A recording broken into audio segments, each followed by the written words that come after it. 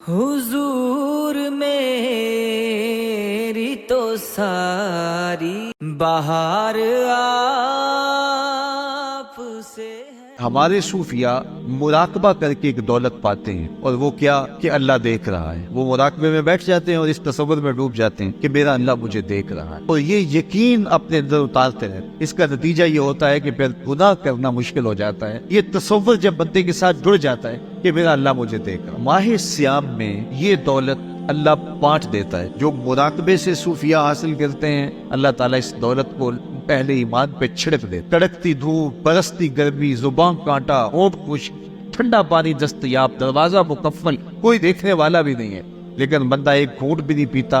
वुजू करते भी एहतियात करता है कोई कतरा अलग से नीचे न उतर जाए, क्योंकि मेरा अल्लाह मुझे देख। जो चीजें सूफिया को मुराकबे से नसीब होती हैं, माह सियाम में अल्लाह उस दौलत को बांट देता है, छिड़क देता है। बारिश की तरह वो दौलत बरसती है, और ये तसव्वुर हमारे साथ जुड़ जाता है कि मेरा अल्लाह मुझे देख रहा है। हम पानी नहीं पीते, अल्लाह देख रहा है। मुर्गद गज़ाएं मौजूद हैं कि अल्लाह देख रहा है। मैं ये पूछता हूँ कि हम खाना नहीं खाते कि अल्लाह देख रहा है, हम पानी नहीं पीते कि अल्लाह देख रहा है, लेकिन जब रिश्वत ले रहे होते हैं अल्लाह उस वक्त नहीं देखता। जब नजर भटक रही होती है अल्लाह उस वक्त नहीं देखता। जब ख्याल बहक रहा होता है अल्लाह उस वक्त नहीं देखता। जब सोचों में आवारगी आती है अल्लाह उस वक्त नहीं देखता। तो ये सिर्फ वो खाने और पीने को ही देख रहा है, बाकी उमूर जिंदगी को नहीं देख रहा। और वो क्या सिर्फ रमजान में देखता है, गैर रमजान में नहीं देखता। तो ये जो नूर उतरा था माह सियाम में, इसको अपने अंदर अगर जज़ब कर लिया जाए तो जिंदगी संवर जाती। जो मुराकबों से हासिल होता था माह सियाम में, वो मींह की तरह बरसा, और हम उसके अपने अंदर समोले जज़ब कर लें तो नतीजा ये होगा कि हमारी जिंदगी नूर न लानूर हो जाएगी। और ये तसव्वुर जब इंसान की जिंदगी में जम जाए तो ये गुनाहों से रोकने का मुअस्सर ज़रिया है कि मेरा अल्लाह मुझे देख रहा है। मुझे बताइए, इससे बड़ा हेजान अंगेज भी कोई मंजर हो सकता है कि हुस्न की पुतली है, और जो है वो उसकी एक एक अदा और उश्वे से क़यामतें फूटती हैं, और वो खुद जनाब यूसुफ के सामने अपने हुस्न को पेश कर रही है। सातों दरवाजे भी मुकफ्फल हैं, बुत के ऊपर भी कपड़ा डाल लिया, और जुलेखा हजरत यूसुफ को खुद कह रही है तालक, यूसुफ अब तो आ जाओ ना, जरा आंख उठा के मेरे जलवे देखो। लेकिन जनाब यूसुफ क्या बोलते हैं? काला माज़अल्लाह, मैं अल्लाह की पनाह में आता हूँ। कहा तू 7 दरवाजे बंद करके लोगों की नजरों से छुप गई, और मोटा खेस डाल के अपने जोम में अपने झूठे खुदा से भी शर्म करती है और उससे छुप गई।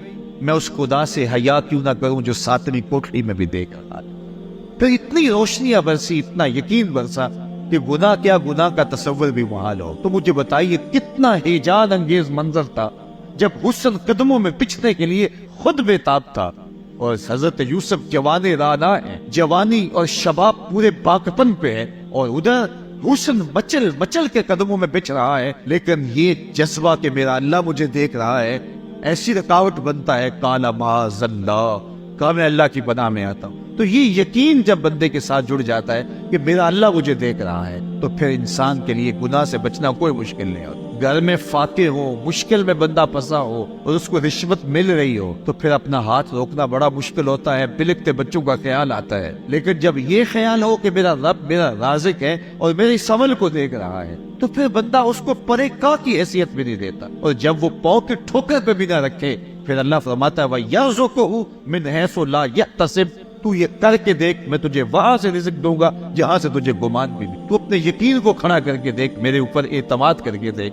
मेरे हुजूर ने फरमाया अल्लाह पर तवक्कुल करने का जो हक है अगर तुम अदा करो, वो तुम्हें ऐसे रिज़्क़ दे जैसे परिंदों को अता कर। सुबह घर से निकलते हैं, खाली पेट होते हैं। हमें तो पता है दफ्तर में जाना है, हमें तो पता है दुकान पे जाना है, हमें तो पता है फैक्ट्री में जाना है, हमें तो पता है कि हमने फलां जगह जाके दिहाड़ी लगानी, लेकिन उनका कोई कारोबार नहीं होता, कोई फैक्ट्री नहीं होती। जिधर जी आया सुबह जो है वो रात भर दी। बन तवक्कुल पंछी उड़ दे, खर्च ना पल्ले ज़ेरा हो, ना कोई राज है ना कोई कारोबार है, लेकिन कभी ऐसा नहीं हुआ कि शाम को खाली पेट आए हों।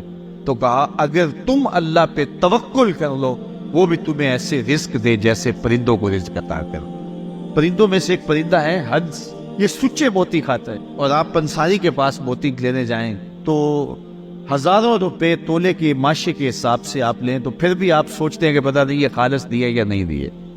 वो इतने नायाब और कामयाब हैं कि आप माशों और तोलों में खरीदते हैं, और फिर भी آپ کو شک رہتا ہے کہ یہ خالص ہیں یا کہ نہیں، اور ہنس کھاتا ہی وہ ہے، اور دنیا پر ایک نہیں لاکھوں کروڑوں ہنس ہیں، اور روزانہ صبح و شام کھاتے اور پیٹ بھر کے کھاتے ہیں، اور اللہ انہیں روز عطا بھی کرتا ہے۔ تو یہ مالک وہ ہے رازق ہے۔ جب اس پہ توکل اور اس پہ یقین پیدا ہو جاتا ہے تو پھر مشکل نہیں رہتا، پھر آسانی پیدا ہو جاتا۔ تو روزوں میں اللہ تعالیٰ یہ یقین دیتا ہے کہ وہ مجھے دیکھ رہا ہے، بندہ یہ تیقن پیدا کر لیتا ہے کہ میرا اللہ مجھے دیکھ رہا ہے۔ بعض کر چھوٹے بچے روزہ رکھ لیتے ہیں تو مائیں بے چین ہو جاتی ہیں، جب دوپہر کے وقت پھول جیسے بچے کملا جاتے ہیں تو مائیں انہیں بند کمرے میں کوئی کھانا یا کوئی ٹافی یا کوئی اور چیز یا چاکلیٹ دیتی ہیں کہ بیٹے یہ کھا لو، تو وہ بچے نہیں کھا رہے ہوتے تو مائیں کہتے ہیں پتر کھا لو، کوئی نہیں دیکھ رہا، تو وہ بچے بھی کہتے ہیں اللہ دیکھ رہا ہے۔ تو وہ جو صوفیاء کو مراقبوں سے ملتا ہے وہ ایک بچے کو بھی نصیب ہو رہا ہے کہ میرا اللہ مجھے دیکھ۔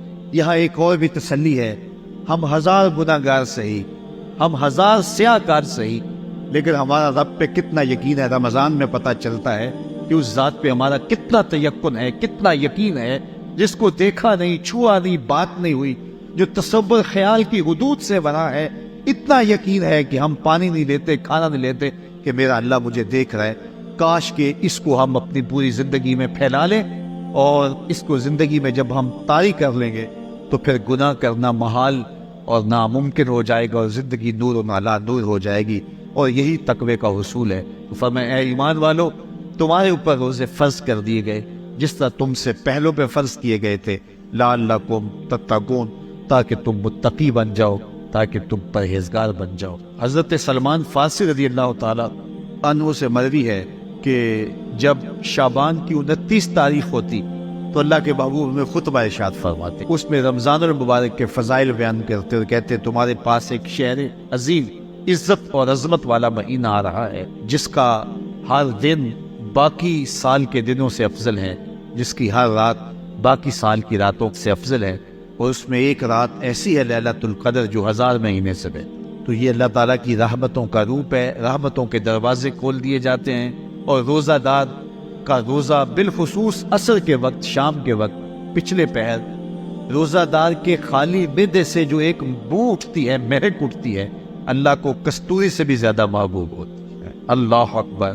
اور فرمایا للصائم فرحتان، فرحۃ عند فطرہ و فرحۃ عند لقاء ربہ، روزہ دار کے لیے 2 خوشیاں ہیں۔